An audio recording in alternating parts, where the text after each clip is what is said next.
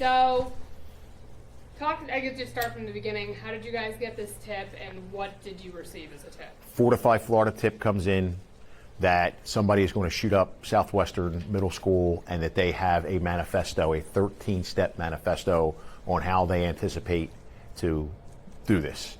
So our school behavioral assessment unit automatically begins an investigation. They're able to identify the person in the post as a Josephine Peters, who goes by the name Chris or Christian as well. And they're able to do some interviews of classmates. Some people that she mentions inside of the manifesto, the person who sits in front of her in class. And obviously, it talks about, killing as many students as they can, talks about shooting and killing the school resource officer, talks about the teacher whose classroom they're going to go in the cafe, and then how at the end of the day, they're going to sit down and end their life, and how they want to be cremated. She admires a killer from 1984, a guy who was in the Satan and Satanic Principles, who killed and tortured another teenager, and that's actually the picture she uses on her Facebook page. So obviously, we have to jump all over these things as we do. This isn't the first time that this student threatened to shoot the school up. From what I'm understanding, it probably occurred last year to do that. Our responsibility is to protect 64,000 students, protect the teachers, and protect the support staff. There is zero tolerance. What is disturbing about this is this was a well thought out plan. It talks about where to hide in a ditch. It talks about how to bring the guns into the school. It talks about who to target. So of all the threats that we arrest, this wasn't one where somebody just sat down and said, I'm bringing a gun to school to shoot one person. This was talking about a massive shooting on the scale of Columbine. That's the words that our person who's doing the threats is looking at. So when you guys, went to her house, did she have guns? Did her parents have guns? I don't know the answer to that, but okay. We'll find it. No gun. Yeah. Okay. The answer to that is no. Okay. So no guns. But regardless, I do want to say, kids get a hold of guns very easily. It doesn't necessarily have to be in their parents' home. In today's day and age, they know where to buy guns on the streets. We have two incidents that occurred not in our jurisdiction, one with an 8-year-old with a gun on a playground in Daytona, and one with a 11-year-old on a school bus in St. Johns County. So the kids know where to get guns. This is really concerning, the fact that all of these steps were lined up on exactly what to do from step 1 to step 13, to how to end their life and how they want to be remembered for what they did. So when you guys posted this, of course, a lot of people jumped right to the line that says, due to bullying. Obviously, this is a very extreme reaction to bullying, but what do you have to say about that I guess maybe this kid was pushed to that point? That's no excuse to be writing out a manifesto and talking about how you're going to wipe people off the face of the earth.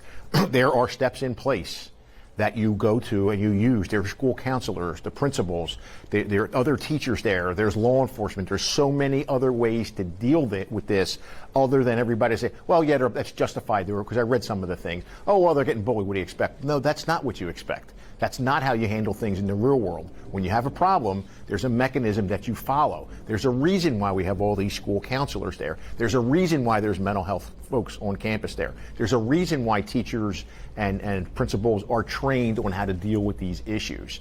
But grabbing a gun or sitting down in front of on Discord and posting out step by step how you're going to wipe out a school and kill the resource officer while you're doing it, you're going to get locked up for it. You're getting arrested. That's the bottom line. What do you have to? But you talked to some of the other kids about this threat. How are they feeling? Like, what's the? Well, they helped us identify who this person was, because it sent their handle was kind of a cryptic handle, and then we had to go down the road to where even one of the kids told us, who sits in front of her, who said, yeah, she's kind of weird, and we do say things to the weird kids in class, which happens to all of us, right? Happened to me. I'm sure it happened to everybody.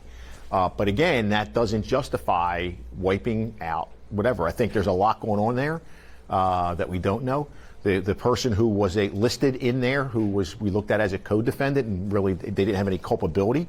The mom did tell us that he had some tragic things that happened in his life, and that he was extremely, extremely an angry young man.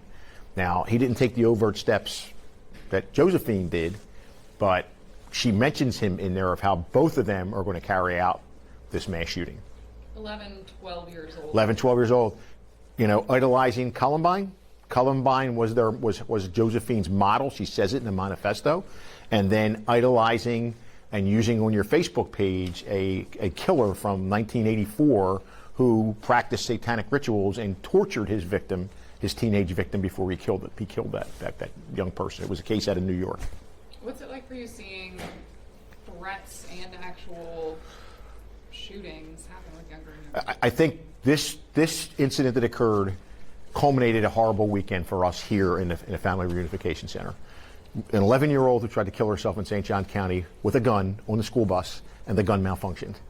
An 8-year-old gets a hold of a gun after a playground dispute and goes out into a playground, an 8-year-old with a gun, and threatens to shoot up the playground. And then the tip comes in on this one, and it just makes you sit back and say, somewhere along the line, we're missing the boat here.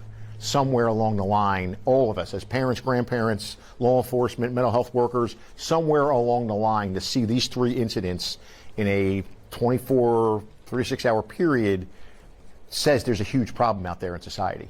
And sadly, schools are no different than society itself. Schools are a microcosm of what's going on in the adult world. And again, I don't know the answer to it. I know for us, it's to act as we're doing. Behavioral assessment unit, jump on these things, hold the person accountable. Yeah, this person didn't have any firearms, but that does not negate the fact that they can get their hands on firearms. As we saw, everybody knows where to go to get guns. And we had an incident recently in Deltona. A bunch of teenagers hold a house party. Kids know dad's got guns in there.